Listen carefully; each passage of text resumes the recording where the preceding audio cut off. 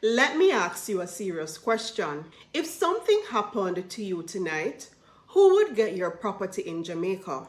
And would your family agree on it?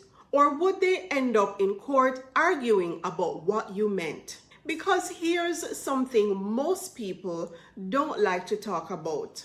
Even wealthy families, even successful families, fall apart over estates. Right now, the estate of Gordon Butch Stewart, one of Jamaica's most successful hotel moguls, is tied up in public legal disputes involving family members and executors, millions in assets, sophisticated legal structures, and still conflict. And I'm not sharing that to be sensational. I'm sharing it because if it can happen there, it absolutely can happen in your family too. In this video, I'm going to explain why estate turns families against each other, especially in Jamaican and diaspora families, and more importantly, how you can prevent it. My name is Sophia Bryan. I'm the managing attorney at the Law Boss firm based in Kingston, Jamaica. I help families at home and in the diaspora handle property and estate matters the right way. Ownership, transfers, estate administration and planning, so clients walk away with clean, enforceable rights in their name.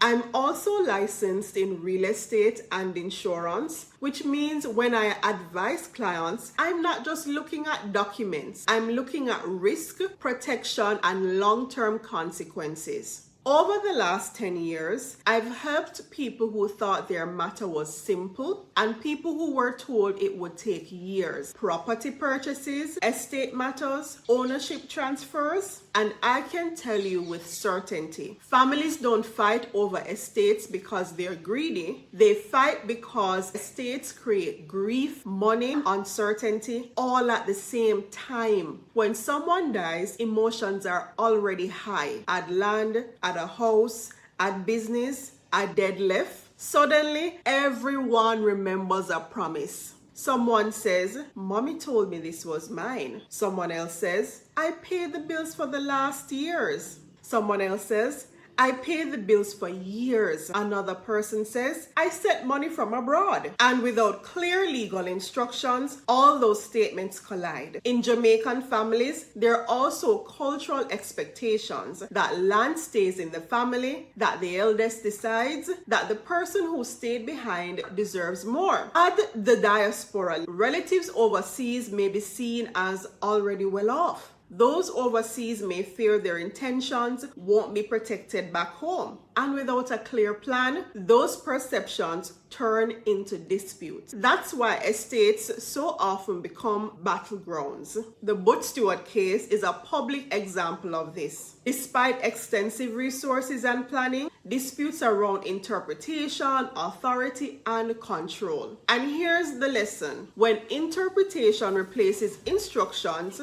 conflict fills the gap. Trigger number one is no will or a dated will. When there's no will, the law has to step in and decide the process. And when people don't like the outcome, they don't blame the law. They blame each other. One person feels shortchanged, another feels entitled, another feels ignored, and grief turns into resentment. If your estate plan exists only in people's memories, it is not a plan, it's a guess. Trigger number two, when one person controls everything. One person has the documents, one person talks to the lawyer, one person gives updates. Even in loving families, that creates suspicion. People start asking questions. Why didn't you tell me sooner? Why do you know more than I do? What aren't you saying? Secrecy creates suspicion, even when there's no wrongdoing. Trigger number three is blended families and unspoken expectations. Children from different relationships, long-term partnerships, stepchildren, dependents who aren't legally recognized. Everyone assumes the family structure is understood until the estate forces it into the open. And when expectations aren't written down, they turn into arguments. Trigger number four is real estate. Land is emotional. A house isn't just a house. It's history. It's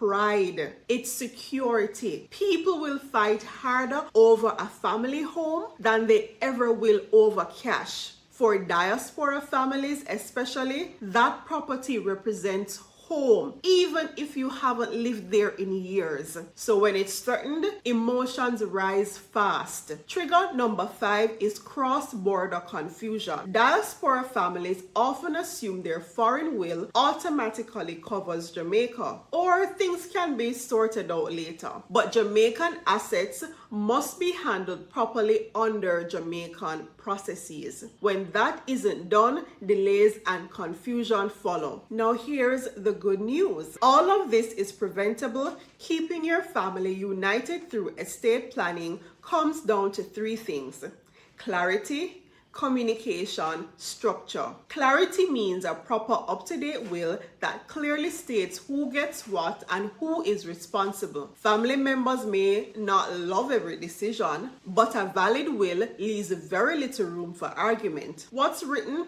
is what happens. Communication doesn't mean negotiating your estate. It means letting people know there is a plan. You don't have to share numbers. You do need to remove uncertainty. Structure means not putting everything on one person's shoulders. Professional executors, trustees, or clear co-executor arrangements can prevent suspicion and burnout. For some families, mediation built into the planning process can make a real difference, especially when business or multiple properties are involved. For diaspora families, structure also means thinking logistically. Who handles matters in Jamaica? Who communicates with family abroad? Are funds accessible for immediate expenses? Small decisions like this prevent big problems later. At the end of the day, it comes down to one principle. Don't leave room for doubt or rivalry. Fairness isn't always equal. Fairness is intentional. When done properly, estate planning doesn't divide families. It protects them. If you're watching this and thinking, I don't even know where to start, that's exactly why we offer a free 15-minute case evaluation. No pressure,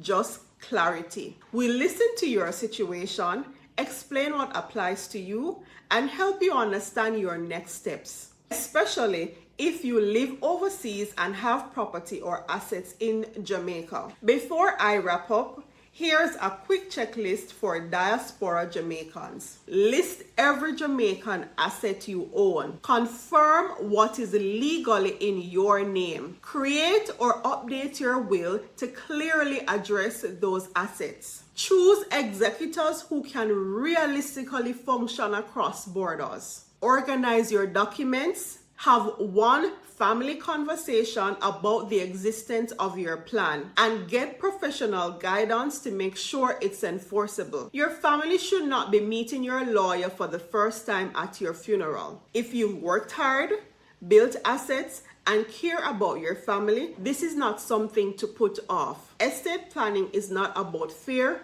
it's about leadership. If you want to protect your legacy and keep your family out of conflict, book your free 15-minute case evaluation with the Law Boss firm. The link is below. Let your legacy be peace, not court dates. I'm Sophia Bryan, and this is the Law Boss.